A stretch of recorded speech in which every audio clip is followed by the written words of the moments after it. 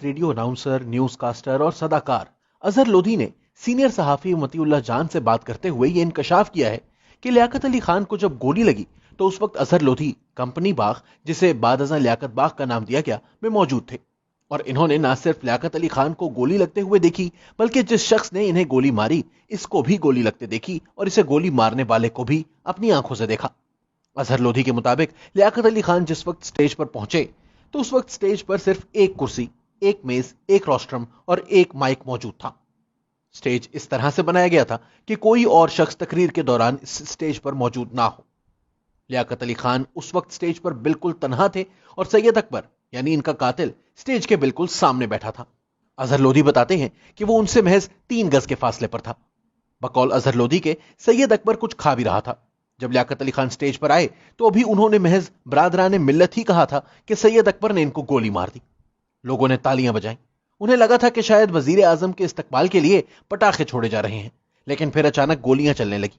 बाग में भगदड़ मच गई। वो बताते हैं कि उन्होंने लियाकत अली खान के कोट में से धुआं उठते देखा और फिर वो गिर गए। हैरत अंगेज तौर पर लियाकत अली खान न सिर्फ गोली लगने के मौके पर स्टेज पर अकेले थे, बल्कि अगले आधे घंटे तक कोई इनकी लाश के करीब भी नहीं गया। कोई वर्कर, कोई दूसरा सियासी लीडर इनके साथ नहीं था, सिवाय नवाब सद्दीक अली खान के, जिनकी गोद में लियाकत अली खान का सर रखा था। इस दौरान कोई सिक्योरिटी वाला वहां नहीं आया, यहां तक कि एम्बुलेंस भी वहां मौजूद नहीं थी। वो भी आधे घंटे बाद पहुंची। वजीर आजम का जलसा और एम्बुलेंस तक मौजूद ना हो। अजहर लोधी बताते हैं कि जब भगदड़ मची तो इनके अपने सर में भी चोट लग गई। वो कश्मीर रोड तक गए, जो इस जमाने में इतनी कशादा नहीं थी। अजहर लोधी के बकौल वो कश्मीर रोड से वापस आए। इनके सर से खून बह रहा था और वो रो रहे थे। और इतनी देर बाद जब वो वापस बाग के अंदर दाखिल हुए तो कंपनी बाग बिल्कुल खाली था। लोगों की टोपियां और कोट जा बजा फैले हुए थे और स्टेज पर उस वक्त तक भी लियाकत अली खान की लाश अकेली पड़ी थी और कोई सिक्योरिटी अफसर वहां नहीं पहुंचा था। अजहर लोधी बताते हैं कि उस मौके पर उन्होंने सैयद अकबर की लाश को भी देखा, जो वहीं पड़ी थी। उन्होंने इसको गोली लगते हुए भी देखा था। अजहर लोधी बताते हैं कि जब लियाकत अली खान को गोली लग गई तो कुछ पीछे से एक शख्स ने, जो सादे कपड़ों में मलबूस था लेकिन मुझे सरकारी अफसर ही लगता था, ने सैयद अकबर को भी गोली मार दी।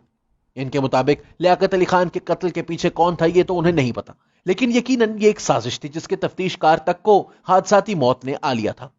याद रहे कि स्पेशल ब्रांच के सरबराह एतजाजुद्दीन, जो कि इस केस के तफ्तीशकार थे, जहाज हादसे में उस वक्त हलाक हो गए थे जब वो रावलपिंडी से कराची उस वक्त के वजीर आजम ख्वाजा नाजिमुद्दीन से मिलने जा रहे थे और इनके पास केस के हवाले से अहम दस्तावेजात भी मौजूद थी। ये जहाज झेलम के करीब अचानक फनी खराबी पैदा होने से लगने वाली आग के बायस गिरकर तबाह हो गया था और इसमें मौजूद तमाम मुसाफिर और इनका सामान जलकर राख हो गए थे। किताब गए दिनों के सूरज में फॉरेन ऑफिस के एक जूनियर ऑफिसर, जो कि राना लियाकत अली के साथ रोम में सफारत खाने में 3rd सेक्रेटरी थे, ने बताया कि बेगम राना लियाकत अली खान उन दिनों रोम में पाकिस्तान की सफीर थी। हुकूमत ने लियाकत अली खान के कत्ल के बाद उनके खानदान के लिए 5000 रुपए वजीफा मुकर्रर कर दिया था। यह रकम चूंकि थोड़ी थी तो बेगम राना लियाकत अली खान को रोम में सफीर लगा दिया गया। किताब के मुताबिक बेगम राना लियाकत अली खान कहती हैं कि एक रोज कत्ल केस की तफ्तीश करने वाले एतजाजुद्दीन, उस वक्त के आईजी स्पेशल ब्रांच, कराची मेरे घर आए।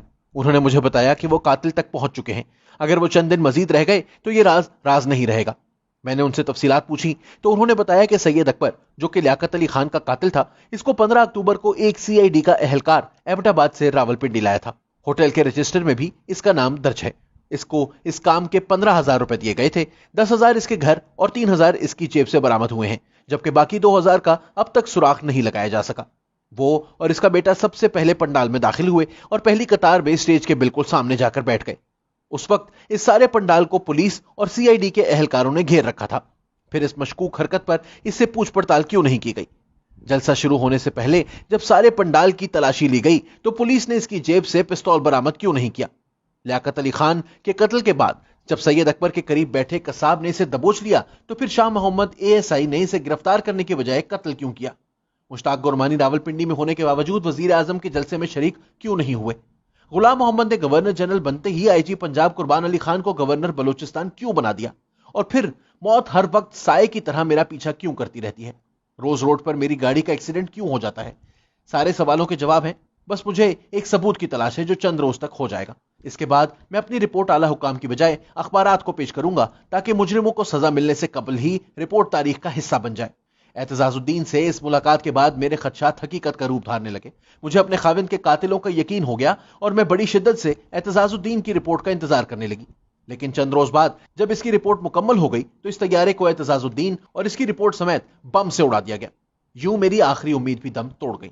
बाद अज़ां फरवरी 1958 में मुश्ताक गुरमानी बमुकाबला ज़ेड सुलेरी केस में लाहौर हाई कोर्ट ने लियाकत अली खान कत्ल केस की फाइल का मुतालबा किया तो उस वक्त के अटॉर्नी जनरल ने 25 फरवरी तक यह फाइल अदालत में पेश करने का वादा किया, लेकिन वो पेश करने में नाकाम रहे और 1 मार्च 1958 को अदालत को बता दिया गया कि यह फाइल गुम हो चुकी है और इसको ढूंढा जा रहा है।